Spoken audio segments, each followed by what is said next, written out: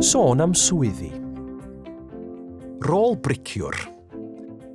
Dyma Ray Hopkins, Gary Stitch ac Ian Charlton. A maen nhw'n fricwyr. Maen nhw'n gweithio i CTH Construction. Maen nhw'n mynd i ddangos ambell beth i chi maen nhw'n gwneud yn ystod ei diwrnod gwaith, felly bant ar carts. Mae'r boys yn adeiladu wal.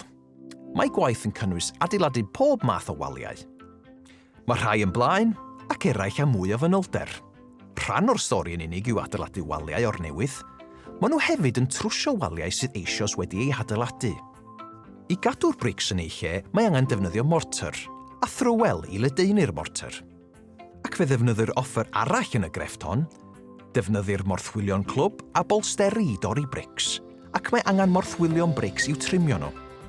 Mae Ian yn darllen y cynlluniau hyn yn ofalus mwyn gwybod ble mae angen y corneli neu ble mae angen iddo adael bylchau ar gyfer drysau a ffenestri.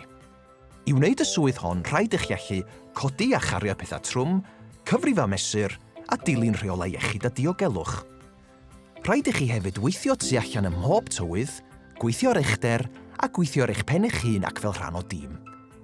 Mae'r bricwyr yn hoffi'r swydd am eu bod nhw'n mwynhau'r bywyd awyr agored a gweithio gyda'i dwylo.